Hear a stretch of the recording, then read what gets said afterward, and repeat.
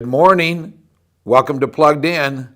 We're going to look at Mark chapter 8 right after this.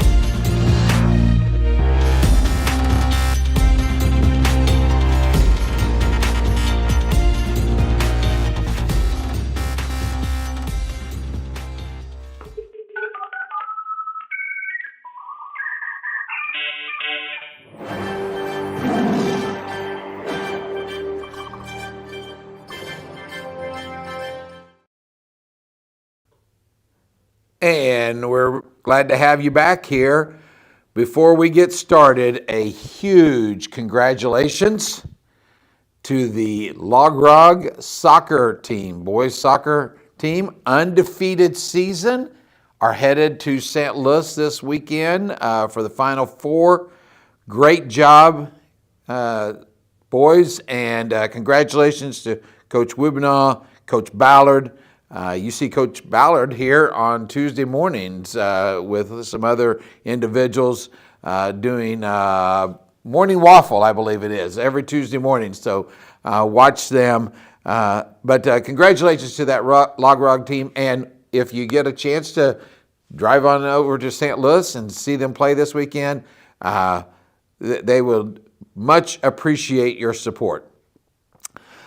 So in the autumn of 79 AD, Mount Vesuvius erupted.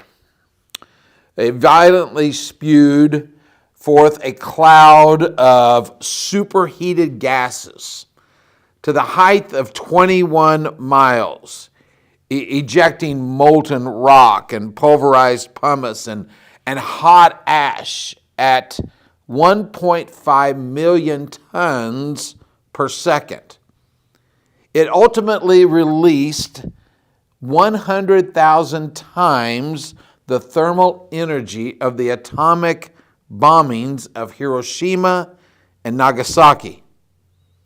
The event destroyed several Roman towns and settlements, including the most famous, Pompeii. And there were many people buried in the ruins. Some were found days later. Some were found years and years later. Some were found in cellars, as they had apparently gone there for security. Some were found in upper rooms of buildings. But the most incredible discovery of them all was of a Roman sentinel. Where was he found? He was standing at the city gate where he had been placed by the captain, with his hands still grasping his weapon. There, while the earth shook beneath him, there, while the floods of ashes and cinders covered him, he had stood at his post. And there, after 1,000 years, was this faithful man still found. Jesus spoke to a crowd of people on one occasion about the faithfulness that he is expecting, not just looking for, but what he's expecting of those who choose to follow him. His teaching is going to appear up on your screen from Mark chapter 8. It reads this way. He called the crowd to him along with his disciples, and he said, "Whoever wants to be my disciple must deny themselves, take up their cross, and follow me. For whoever wants to save their life will lose it.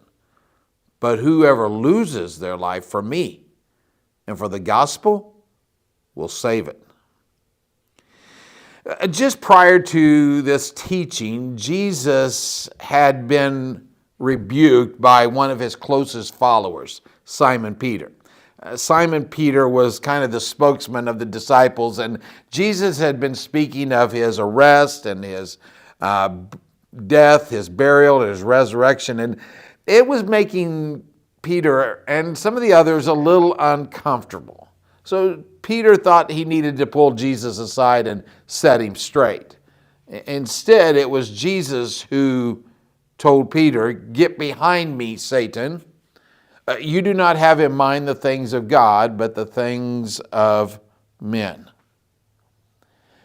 You know, the Christian life is not paved with wealth and ease. It requires, a lot of times, hard work. There's going to come persecution, and there's going to be deep suffering. Peter is a lot like you and I. He saw only part of the picture. If you notice in this passage, and I invite of you to keep reading through it and read beforehand and after, but if you reread through this passage, you'll notice that Jesus says nothing about attending church or giving of an offering or teaching a class or going on a mission trip to help clothe those who are less fortunate or to feed those who are hungry. Now, all of those are good acts. All of those are beneficial. All of those can be signs in their own way that we follow Jesus. And yet anybody actually can do those things, but that doesn't mean that they're a follower of Jesus. You see, Jesus is looking for something different than what we define disciple as. He's looking for those who will deny themselves. In other words, I'm no longer looking out for my own interest. I'm not looking out for number one, but I'm looking out for others. He is looking for those who are willing to carry the cross, not wear one around their neck. In Jesus' day, the Romans knew exactly what it meant to take up the cross. It meant death. It was their form of execution. In fact, prisoners would carry their own crosses to their execution. It would be like in our day and time if someone was going to the electric chair, so they're carrying the equipment for that execution, or maybe it's a lethal injection and they're carrying their own needle. In those days, the prisoners would carry their own cross. It was a sign of submission to the Roman authorities and power. And that is what Jesus was looking for. Jesus is looking for those who will faithfully follow him. And what he means by that is this: those I love and how I love are the ones you love, and it's how you love. What it was that Jesus despised, he expects his followers to despise. How Jesus stood up to the authorities for the truth, he wants of his followers to do the same. As we wind up our time this morning together, I want to ask if you will allow for me to challenge your faithfulness. I was challenged in this list that I'm going to give you earlier. When I was reading through it, and I thought this is a good way to challenge our faith as a follower through other areas in our life. For example, if your car starts once every 3 times, is it reliable? If your mailman skips your mailbox every Monday and Thursday, is he or she trustworthy? If you don't go to work but once or twice a month, are you a loyal employee? Let's just say your child plays on a sports team and has to go to practice, but chooses instead to just go to practice once a week, or they're in band or some other extracurricular activity that requires practice, but they only go once a week. Are they dependable?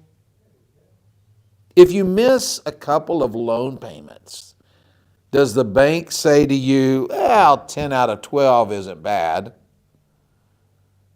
If you and I call ourselves followers of Jesus, and yet we pick and choose what we want to obey or not obey, are we being faithful? If we refer to ourselves as disciples, and yet we don't tell anyone else about Jesus, are we then, by his definition, a disciple? You see, God expects the same faithfulness and reliability from us as we do our products or other people. Something to think about on this Monday and maybe throughout the week. Thank you again for joining us each week. I want to encourage you to like and share this program, talk to others about it. Have a wonderful week and ponder this. Are you really being Jesus' disciple? See you next week.